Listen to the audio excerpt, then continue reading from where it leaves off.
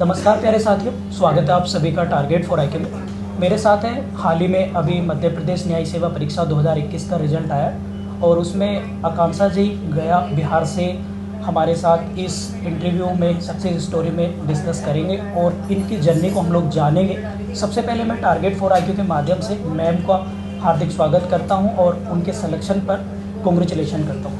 Thank you so much ma'am.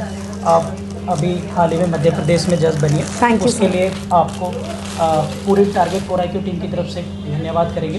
Thank you sir. और सबसे पहले क्योंकि आप लोग जनरली इंटरव्यू में देख चुके हैं, मैं इनसे एक एक करके क्वेश्चन आप लोगों के लिए पूछूंगा। जो भी अपकमिंग एग्जाम आएंगे उनकी स्ट्रेटेजी जानेंगे, इनकी क्या स्ट्रेटेजी रही वो जानेंगे, इनकी स्ट्रगल क्या रही है, वो सब कुछ इस आज आप लोगों को इस सक्सेस स्टोरी में देखने के लिए मिलेगा। तो सब मैम कैसा लग रहा है आपको सिलेक्शन के सर जैसे रिजल्ट आया आपको कैसे लगा, बताइए मुझे। सर ऑब्वियसली किसी भी जुडिशियल एस्पिरेंट का सपना होता है कि अगर वो तैयारी कर रहा है तो वो जज बने।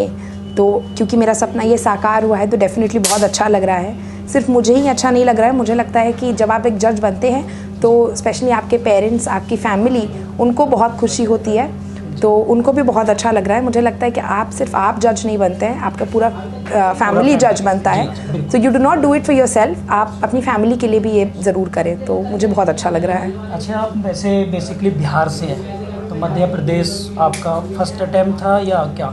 यस सर, मेरा मध्य प्रदेश मेरा फर्स्ट अटेम्प्ट था। इसके पहले मैंने राजस्थान का प्रिलिमिनरी एग्ज़ाम दिया था, वो क्लियर नहीं हो पाया था और उसके बाद फिर मैंने मध्य प्रदेश दिया था। मध्य प्रदेश। तो आपकी स्कूलिंग वगैरह कहाँ, बिहार से हुई या कहाँ से स्कूलिंग? जी सर, मेरी स्कूलिंग 12th तक बिहार से हुई है, गया से। और मैं कॉन्वेंट में पढ़ती थी और उसके बाद मैंने पुणे से पढ़ाई की है, भारतीय विद्यापीठ से। हाँ, और 2020 में फिर मैं ग्रेजुएट हुई और उसके बाद मैंने दिसंबर 2020 से जुडिशरी की प्रिपरेशन स्टार्ट की। 2020 से आपने जुडिशरी की तैयारी करी? यस। फर्स्ट अटेम्प्ट है? यस। रैंक आपकी आई थिंक सर 49 रैंक इन्होंने सिक्योर करी है फर्स्ट अटेम्प्ट में। आप लोग देखिएगा बहुत सारे बच्चे हमसे कहते हैं कि सर फर्स्ट अटेम्प्ट में निकल सकता है एग्ज़ाम या नहीं निकल सकता। आपके सामने साक्षात प्रमाण है आकांक्षा जी का, वो फर्स्ट अटेम्प्ट में 49 रैंक इन्होंने सिक्योर करी है। आई थिंक 2021 की बात थी जब आपका पहली बार हमें फ़ोन आया था, तो यही आप मैम ही आपको शेयर करेंगे ऐसा वो क्या इंसिडेंट था। काफ़ी फ्रस्ट्रेट भी थी अपने कैरियर को लेकर। मैम, आपने ये जुडिशरी में आने का फैसला क्यों लिया जो आपने मुझे पहली बार शेयर किया था? तो जब मैं कॉलेज से पास आउट हुई थी तो आई वॉज लकी कि I had a good corporate job and मैं वो जॉब कर रही थी। बट जो लोग नहीं करते हैं कॉर्पोरेट जॉब, उन्हें लगता है कि कितना फैंसी होता होगा। डेफिनेटली बहुत हैंडसम सैलरी होती है, सब कुछ बहुत फैंसी होता है। बट अनफॉर्चुनेटली माई मदर, उनको ऑटो इम्यून हेपेटाइटिस से डेथ हुआ था और मेरे को 1 महीने की लीव चाहिए थी, विच उन्होंने डिनाई कर दी थी, विच दे डिनाइड। और that is something that hit me hard and उसके बाद मैंने अपना रेजिग्नेशन दे दिया था।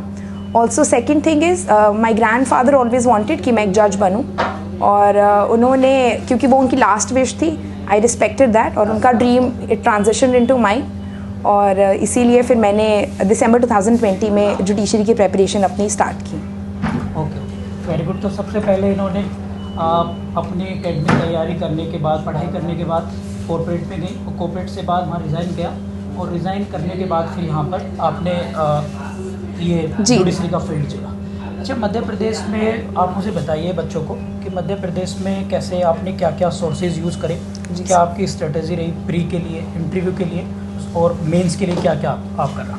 तो स्टेप बाय स्टेप आप थोड़ा क्लियर कर दीजिए। जी सर, तो 3 स्टेजेस होते हैं इस एग्ज़ाम में, द प्रिलिमिनरी स्टेज, फिर मेंस का स्टेज और फिर इंटरव्यू का स्टेज। नाउ जब आप प्रेपरेशन स्टार्ट करते हैं तो you start from the mains का प्रेपरेशन और मैंने भी वही किया था। मैंने मेंस की प्रेपरेशन हमेशा की थी। Once the notification is announced तो आपको ऑलमोस्ट 1 या 2 महीना मिलता है, दैट इज़ व्हेन आप प्रिलिमिनरी एग्ज़ाम का तैयारी कर सकते हो। तो I will start from the preliminary stage. Preliminary stage exams like Madhya Pradesh, Bihar, Uttar Pradesh, जहाँ पर थियोरेटिकल कॉन्सेप्ट्स ज़्यादा पूछे जाते हैं, आप वहाँ पर जितने भी स्टैंडर्ड बुक्स हैं, फॉर एग्जांपल सिंगल्स की बुक है या ओपी त्रिपाठी है, आप उन्हें सारे क्वेश्चंस उनके सॉल्व कर सकते हो। प्लस और अगर इंस्टीट्यूट से क्वेश्चन पेपर, जैसे for example target for IQ के भी क्वेश्चन पेपर्स आते हैं, आप वो भी ले सकते हो, या और किसी भी इंस्टीट्यूट के जो भी आपको कन्वीनियंट लगे वो आप ले सकते हो। उसके बाद आता है main stage. Now main stage की प्रेपरेशन आप प्रीलिम्स के रिजल्ट आने के बाद नहीं करते हो, आप वो प्रेपरेशन हमेशा से स्टार्ट रखते हो। हाउएवर जब आपका रिजल्ट प्रीलिम्स का आ जाता है, दैट इज़ व्हेन आप आंसर राइटिंग और अपनी फाइन करते हो। एंड सेम गोज जो मैंने पहले बताया था कि आप और भी इंस्टीट्यूट्स से के टेस्ट सीरीज लेते हो और आप वो देते हो। Now what is necessary main stage पे याद रखने के लिए जो मैंने स्ट्रैटेजी अपनाई थी इज़ दैट आपके आंसर्स में there has to be certain there has to be a finish, और वो आपको सिर्फ और सिर्फ प्रैक्टिस से आएगा। नॉट ओनली दैट, आप रीसेंट केस लॉस डाल सकते हो और वो बहुत हेल्प करता है। आई थिंक जो भी लैंडमार्क केस लॉज हैं वो तो इम्पॉर्टेंट हैं ही, but equally recent case laws are very important. Judgement क्योंकि एमपी के एग्जाम में 4 पेपर्स होते हैं, civil law 1 and then there is SA paper, translation भी इक्वली इंपॉर्टेंट है, then there is criminal law का paper and then there is judgement writing का paper. Now एक सेकंड इंटरप्ट करूंगा। मध्य प्रदेश एग्जाम के संदर्भ में अगर हम जजमेंट राइटिंग वाला पेपर देखें, जी तो सर, शायद मुझे ऐसा लगता है कि यहाँ पर यूपी में चॉइस है जी सर, इसकी कि आप प्लेन WS लिख सकते हैं। जी सर। मध्य प्रदेश में जजमेंट राइटिंग के लिए आप बच्चों को क्या शेयर करेंगे, क्या बताना चाहेंगे कि आप बेहतर हाँ कर सके उसके लिए? तो जो आपका जजमेंट राइटिंग का पेपर होता है उसमें आपका कॉन्सेप्ट क्लैरिटी चेक होता है कि एज अ जज व्हेन यू बिकम अ जज तो आप कैसे मार्शलिंग और अप्रिसिएशन ऑफ एविडेंस करेंगे। तो 2 चीज़ें जो सबसे पहले इंपॉर्टेंट है वो है कि फैक्ट्स में से क्या रेलिवेंट फैक्ट्स हैं और उन फैक्ट्स का मार्शलिंग ऑफ एविडेंस और अप्रिसिएशन ऑफ एविडेंस आप कैसे करते हैं। वो आपको तभी आएगा जब आप बहुत सारे सुप्रीम कोर्ट के जजमेंट्स पढ़ेंगे और आप समझेंगे कि कोर्ट ने क्यों ये जजमेंट दिया है। फैक्ट तो उसके लिए आप ये कर सकते हैं कि आप कोई भी जजमेंट लें, उसके फैक्ट्स पढ़ें और आप डायरेक्ट जजमेंट पे ना जाएं, पहले आप खुद से सोचें, खुद से उस फैक्ट्स में क्या रेलिवेंट फैक्ट है वो सारे निकालें और आप क्या जजमेंट देते। उसके बाद आप जजमेंट पर जाएं और आप देखें कि क्या सुप्रीम कोर्ट का थिंकिंग और ऑनरेबल सुप्रीम कोर्ट का थिंकिंग और आपका थिंकिंग मैच होता है, और इस तरह से आप अपने लीगल एक्यूमेंट को बढ़ा सकते हैं। जी मैम। मैम ये बताइए मुझे, जैसे मध्य प्रदेश के एग्जाम में एक छोटा सा सेक्शन है जीके का, जी सर, आई थिंक 20 मार्क्स का आता है। जी सर। उसके लिए आपने क्या प्रीफर किया 20 मार्क्स के लिए? हाँ, क्योंकि प्रीलिम्स में शायद उसकी भी रिलेवेंसी है क्योंकि कट ऑफ वही डिसाइड करता है। जी सर। तो उसके लिए आपने क्या प्रीफर किया था? तो जो 20 मार्क्स का पेपर होता है वो उसमें क्या क्या आता है, तो उसमें कभी थोड़ा सा हिस्ट्री आता है, थोड़ा सा ज्योग्राफी आता है, करंट अफेयर्स भी आते हैं और कुछ एमपी स्पेशल। जी सर, और कुछ एमपी स्पेशल जीके भी आता है। तो मैंने करंट अफेयर्स के लिए जीके टुडे पढ़ी थी और टारगेट फॉर आईक्यू के सर नोट्स भेजते हैं करंट अफेयर्स के, वो मैंने देखा था। हिस्ट्री जी सर, और हिस्ट्री और ज्योग्राफी के लिए भी मैंने इनकी क्लासेस की थी। ऑल्सो मैं ये ऐड करना चाहती हूँ कि आप या तो सेल्फ प्रिपेयर कर सकते हैं या आप कोचिंग कर सकते हैं। मैंने कोचिंग करी थी राहुल साइयस से और मुझे उससे भी बहुत हेल्प मिली थी, तो आप वो भी कर सकते हैं। टारगेट फॉर आईक्यू पे भी मैंने जीके के लिए कोचिंग करी थी और मैंने इनके टेस्ट सीरीज भी दिए थे। मैम आई थिंक आपने हमारा यूपी और बिहार वाला। जी सर, जी सर। अच्छा, इंटरव्यू के बारे में आप थोड़ा सा बताइए, क्या क्या क्वेश्चन आपसे पूछे गए? जी सर। इंटरव्यू आपका कैसा आपका रहा इंटरव्यू? मेरा इंटरव्यू 18 जनवरी को था और interview is all personality based. Interview में कोई फिक्स्ड नंबर ऑफ क्वेश्चंस नहीं होते। ऑनरेबल एमपी हाई कोर्ट के जजेस वो इंटरव्यू लेते हैं और उन्होंने मेरे से बहुत सारे पर्सनल सवाल पूछे थे।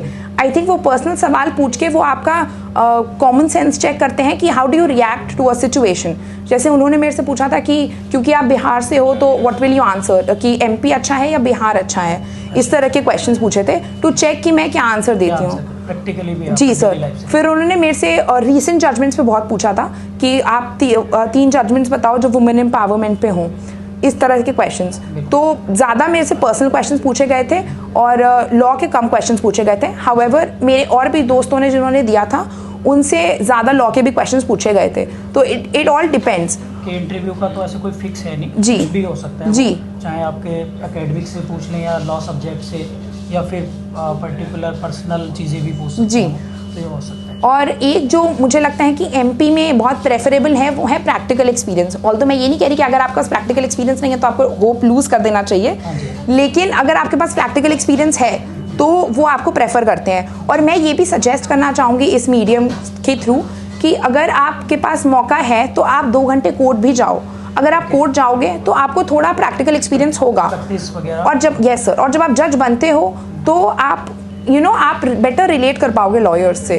तो वो थोड़ा ज़रूरी है, आप वो करेंगे तो आपके लिए ही बेनिफिशियल होगा। आपने सोचा था मैम कि फर्स्ट अटैम्प्ट में आपका ये हो जाएगा? नहीं नहीं, मतलब क्या एक्सपेक्टेशन थी आपका? तो रिजल्ट आया उस दिन क्या सोचा था आपने कि रिजल्ट आने वाला है, ये लिस्ट में नाम आएगा नहीं आएगा? फर्स्ट टाइम, क्योंकि खासकर एमपी जैसे स्टेट में फर्स्ट अटैम्प्ट, हालांकि यूडीसी में भी इतना कंपटीशन हो चुका है, यस सर, फर्स्ट अटैम्प्ट में वो भी इतनी अच्छी रैंक सिक्योर करना थोड़ा सा एक अनएक्सपेक्टेड तो होगा। कैसा आपका रिएक्शन था? तो जी हाँ, मैंने ऑब्वियसली क्योंकि कंपटीशन इतना ज़्यादा है तो किसी भी एस्पिरेंट के लिए फ़र्स्ट अटैम्प्ट में हो जाना तो बहुत अच्छी बात है। मैंने नहीं सोचा था कि मेरा फर्स्ट अटैम्प्ट में हो जाएगा। मेंस ऑल्दो मेरा अच्छा गया था, पर क्योंकि कंपटीशन इतना ज़्यादा है तो मुझे ऐसा लग रहा था कि शायद कोई बात नहीं, अगली बार ट्राई करेंगे। बट जब वो हुआ तो it was a feeling of excitement, it was a feeling of happiness, not only for me but मेरे पेरेंट्स के लिए भी। तो वो बहुत अच्छी एक्सपीरियंस था, बहुत अच्छा था वो। Very good. तो साथियों, अब तक मैम ने आपको प्रीलिम्स, मेंस और इंटरव्यू के बारे में बताया। अच्छा मैम, बहुत सारे बच्चों का ये मिथक रहता है, जैसे मान लीजिएगा मैं तो यूपी का हूँ, आप बिहार से है, सिलेक्शन आपका एमपी में हुआ, तो बहुत सारे लोगों का ये बड़ा रहता है कि सर अदर स्टेट है, सिलेक्शन होगा कि नहीं होगा, पार्शलिटी होगी या क्या चीज़ है, पारदर्शिता है, ट्रांसपेरेंसी है नहीं है, क्या चीज़ है? मतलब आप, हालांकि आपने सिलेक्शन अदर स्टेट में लिया है, फिर भी आप अपने शब्दों में बताइए क्या अदर स्टेट के प्रीफर करना चाहिए? क्योंकि जुडिशरी में स्टेट बाई स्टेट एग्ज़ाम होते हैं, तो सभी बच्चे ज़्यादातर सभी स्टेट को प्रीफर करते हैं, खासकर नॉर्थ इंडिया में। आपके क्या इसमें ओपिनियन है अपना? सर बिल्कुल, ये तो एक बहुत बड़ा मिथ है कि हमें सिर्फ होम स्टेट का एग्ज़ाम देना चाहिए और हमें बाकी स्टेट्स का एग्ज़ाम नहीं देना चाहिए। आप देख रहे हो तो अमाउंट ऑफ कंपटीशन जो इतना ज़्यादा हो रहा है, तो आपको हर स्टेट ऑप्ट करना चाहिए। तो आपको 3-4 स्टेट्स, ऑल्दो आपका प्रेफरेंस होना चाहिए कि ये स्टेट्स तो मैं 100% दूंगा और बाकी स्टेट्स आप ऐसे दे सकते हो। अब जैसे एमपी है तो बहुत सारे बच्चे, मैं भी जब इंटरव्यू देने जा रही थी तो मेरे को भी कहा था कि अब एमपी जो है वो बायस्ड है और एमपी में सिर्फ एमपी के बच्चों का सिलेक्शन होता है। मैंने ये सारा स्टेज क्लियर किया है, मैंने इंटरव्यू भी दिया है और मुझे पता है कि ऐसा कुछ नहीं होता है। आप अगर टैलेंटेड हो, आपने मेहनत की है तो आपका सिलेक्शन बिल्कुल होगा। और आपको इसमें बिल्कुल डरने की ज़रूरत नहीं है कि मेरा होम स्टेट नहीं है तो मैं ये एग्ज़ाम नहीं दूंगा, सिलेक्शन नहीं होगा। जी नहीं, बिल्कुल ऐसा कभी नहीं होता है। तो ये तो बिल्कुल मिथ आप अपने दिमाग से हटा दें। आकांक्षा जी, एक स्टूडेंट को, जुडिशरी की प्रिपरेशन करने वालों को क्या क्या बातें उसे ध्यान में रखनी चाहिए जब किसी अदर स्टेट को प्रीफरेंस करें? जैसे सिलेबस सेम है, कभी कभी ऐसी सिचुएशन बन सकती है जी कि सिलेबस ही अलग हो गया, कंट्राडिक्शन पैदा हो गया सिलेबस में, खासकर माइनर एक्ट, लोकल एक्ट या जीएस को लेकर। जैसे कुछ स्टेट उसमें जीएस का रोल ही नहीं है, कुछ में जीएस है, बच्चा जीएस नहीं जान रहा तो फिर क्या करें? अब जैसे यूपी बिहार है, बिना जीएस के सिलेक्शन होना पॉसिबल ही नहीं। तो फिर ऐसे कोई सुझाव की आपकी क्या राय है? क्या ऐसे स्टेट को ज़्यादा प्रीफर करें जिसमें सिमिलरिटीज ज़्यादा हो, या फिर कोई भी स्टेट प्रीफर करें? हाँ नहीं जी, ऐसा हो सकता है जैसे मैंने पहले बताया कि आप 3-4 स्टेट्स को पहले से ही निकाल सकते हैं जब आप प्रेपरेशन स्टार्ट करें कि मैं इन स्टेट्स का एग्जाम दूंगा। फॉर एग्जांपल मैंने चूज़ किया था कि मैं एमपी, यूपी और बिहार को प्रेफर करूंगी जी। तो मैंने उसके लिए क्या किया, मैंने पहले देखा कि कौन से सब्जेक्ट्स कॉमन हैं, तो उन कॉमन सब्जेक्ट्स को मैंने पहले एक साथ पढ़ा। और उसके बाद जैसे यूपी बिहार में जीके का बहुत बड़ा रोल है, तो जीके की तैयारी आप साथ साथ कर सकते हैं। और जैसे आप नोटिफिकेशन आता है तो जो लोकल लॉज हैं वो आप उनकी तैयारी कर सकते हैं, क्योंकि लोकल लॉज इतना डिफ़िकल्ट भी नहीं है, तो वो किया जा सकता है। जी, एमपी के लोकल लॉज जी। अच्छा मैम, अपने चलिए तो हम लोगों ने काफ़ी सारी चीज़ें जान ली। आने वाले जो भी आपके हमारे साथी हैं अपकमिंग, आपसे बहुत इंस्पायर होंगे। क्या आप उन्हें मैसेज देना चाहेंगे, खासकर लड़कियों को, ऐसी लड़कियों को जो बहुत गरीब परिवार से ताल्लुक़ रखती हैं, जिनके एजुकेशन शहर में जाके आपने भी कोचिंग करी है और सबकी फाइनेंशियल कंडीशन या बैकग्राउंड बिल्कुल सेम नहीं हो सकती, उन्हें आप क्या मैसेज देंगे, खासकर लड़कियों को, कि वो अपनी तैयारी कैसे करें, क्या रणनीति है, क्या स्ट्रेटजी वो अपनाएं? ऑल्दो मैंने तो ठीक है अपनी जॉब छोड़ के कोचिंग करी थी, तो शायद मैं वो सही इंसान नहीं होंगी बिल्कुल आपको एग्जैक्ट एडवाइस देने के लिए, लेकिन मैं ये ज़रूर कहूँगी कि आप मेहनत से मत डरो। आप मेहनत करोगे, अपनी प्रेपरेशन में आप ऑनेस्टी रखोगे, अगर आप सोचोगे कि एवरी डे अगर आप कंसिस्टेंटली पढ़ोगे तो डेफिनेटली आपका एम ज़रूर पूरा होगा। एवरी डे अगर आप 3 घंटे भी अपनी प्रेपरेशन को देते हो और आप स्ट्रैटेजिकली पढ़ते हो, not only answer writing but आप ऐसे पर या फिर अगर जीके आ रहा है तो उस पर भी इक्वली ध्यान देते हो, तो आपका एग्ज़ाम ज़रूर निकलेगा। आप लोगों ने देखो आकांक्षा जी ने कितनी अच्छी बात बताई है। यदि कंटिन्यूटी आप रखेंगे और हार्डवर्क कर रहे हैं और ओनली 3 आवर, आप मतलब 3 घंटे की स्टडी अगर आप डेली कर रहे हैं, तो डेफिनेटली आप यहाँ देखिएगा आकांक्षा जी हमारे साथ है और एक मजिस्ट्रेट बनी चुकी है मध्य प्रदेश में। तो बहुत सारे लोग मैम ये भी कहते हैं कि सर 10 घंटे पढ़ाई करनी है, सिलेबस इतना है या इतना है, तो आप इस बारे में और क्या कहना चाहेंगे कि क्या समय ज़्यादा ज़रूरी है या फिर उस पर कॉन्सेंट्रेट होकर पढ़ा जाए वो ज़रूरी है? सर ऑल्दो मैंने भी जब प्रेपरेशन स्टार्ट की थी तो मुझे लोग कहते थे कि 16 घंटे तो मिनिमम पढ़ना चाहिए और आप 16 घंटे नहीं पढ़ोगे तो आपका नहीं होगा एग्ज़ाम, एक साल में तो नहीं होगा। मैंने सर दिसंबर 2020 में किया स्टार्ट और अब आई थिंक ऑलमोस्ट 2 साल में हो गया। कोई भी, मुझे ऐसा लगता है, ऑल्दो ये डिफर कर सकता है, सब्जेक्टिव चीज़ है, बट मुझे ऐसा लगता है कि एवरेज ह्यूमन ब्रेन आप पूरे दिन नहीं पढ़ सकते हो। तो मैं ऐसा करती थी कि हाँ ऑब्वियसली मैं 3 घंटे से ज़्यादा पढ़ती थी क्योंकि मेरे पास ज़्यादा टाइम था, मैं सिर्फ डेडिकेटेडली प्रेपरेशन पे थी, तो मैं 2-2 घंटे के स्लॉट्स में पढ़ती थी। तो मैं 2 घंटे पढ़ती थी, फिर मैं थोड़ी देर का ब्रेक लेती थी, 15 मिनट 20 मिनट, फिर मैं 2 घंटे पढ़ती थी, फिर वो 2 घंटे कभी 1 घंटे भी हो जाते थे। टाइम मैटर नहीं करता है, मैटर ये करता है कि आपने कितनी सिंसियरिटी और कितनी ऑनेस्टी से उतनी देर पढ़ाई की है। आप ये भी कर सकते हो, जैसे मैंने कभी ये स्ट्रैटेजी अपनाई थी, आपको देखना है कि आप कितनी देर पढ़ते हो, तो आप जितनी देर पढ़ो उतनी देर स्टॉप वॉच लगा दो और जितनी देर आप डेडिकेटेडली पढ़ो आप देखो कि स्टॉप वॉच चल रही है और जैसे ही आप उठो आप स्टॉप वॉच बंद कर दो। आपको भी ये रियलाइज़ हुआ कि आप 4 घंटे 5 घंटे नहीं पढ़ रहे हो, मैक्सिमम 1 घंटे 1.5 घंटे ही बहुत डेडिकेशन से पढ़ रहे हो, because that is what human brain is. तो आप बिल्कुल हताश मत हो जाओ कि मैं 4 घंटे नहीं बैठ पाता हूँ तो मेरा सिलेक्शन कैसे होगा। बिल्कुल होगा, अगर आपने एक स्टडी प्लान बनाया है और आप उस स्टडी प्लान से स्टिक कर रहे हो तो आपका सिलेक्शन ज़रूर होगा, बस ऑनेस्टी रखो। मैम अपनी इस सफलता का क्रेडिट आप किसे देंगे? हालांकि जनरली सब जानते ही हैं, फिर भी कोई ऐसा व्यक्ति जो आपके मन में आया हो, उससे इंस्पायर होके, या फिर कौन है ऐसा जिन्हें आप अपनी सफलता का श्रेय देना चाहेंगे? सर सफलता का क्रेडिट तो मैं अपने ग्रैंड पेरेंट्स को और अपने पेरेंट्स को स्पेशली देना चाहूँगी। मुझे लगता है कि एक एस्पिरेंट जब सफल होता है तो सिर्फ वो सफल नहीं होता, या जब वो मेहनत करता है तो सिर्फ वो मेहनत नहीं करता है, उसके पेरेंट्स इक्वली मेहनत करते हैं। मेरे पेरेंट्स ने इक्वली मेहनत की थी। मुझे सब हमेशा कहते थे कि इतनी लेट तुमने प्रेपरेशन स्टार्ट की है, तुमने कॉलेज के बाद वो भी जॉब करने के बाद प्रेपरेशन स्टार्ट किया, तो तुम्हारा इतनी जल्दी नहीं होगा। It is always my parents जिन्होंने पूरा फेथ दिखाया मेरे ऊपर और उन्होंने कहा था, मैं ऐसे कहती थी शायद मेरी किस्मत में नहीं है, जब मेरा राजस्थान का प्री नहीं निकला था। तो मेरी मदर हैं। फर्स्ट टाइम आपका प्री भी नहीं निकला? हाँ, राजस्थान में मेरा फर्स्ट टाइम प्री भी नहीं निकला। देख रहे हैं, पहली बार प्री भी नहीं निकला है और फिर उसके बाद उसके एग्जैक्ट 1 महीने बाद नोटिफिकेशन आया एमपी का और 4 महीने MP में सिलेक्शन। जी, आप लोग अब खुद देखिएगा यहाँ पर, और ये केवल और केवल हार्डवर्क और मेहनत और माता पिता का आशीर्वाद है, तो फिर तो कोई रोकने वाला आप लोगों को है ही। यस सर, ये आपको बता ही रही है सर। और एक और मैं बात कहना चाहूँगी, जो लोग किस्मत की बातें करते हैं ना, वो बिल्कुल गलत है। आप मेहनत करोगे ना तो किस्मत भी आपके साथ होगी।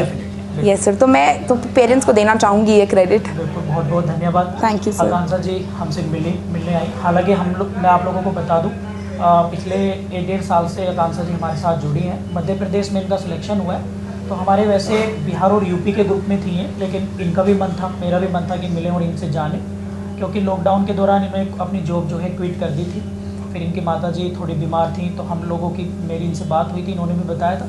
फिर मैंने इन्हें यूपी और बिहार के लिए सजेस्ट करा था। हालांकि ये बिहार प्रीफर करना चाह रही थी। ईश्वर ने और इनके माता पिता के आशीर्वाद से और इनकी हार्डवर्क की बदौलत इनका सिलेक्शन हो गया, और मैं पूरे टारगेट फॉर IQ की टीम की तरफ से आपका फिर से धन्यवाद करूँगा। और आने वाले फ्यूचर के लिए अपनी न्यायिक सेवा के दौरान आप लोगों के साथ जज करेंगे, न्याय करेंगे, और इसी के साथ टारगेट फॉर IQ से आप जुड़े, यानी मिले आप हमसे, उसके लिए धन्यवाद, शुभकामनाएं, बेस्ट विशेस।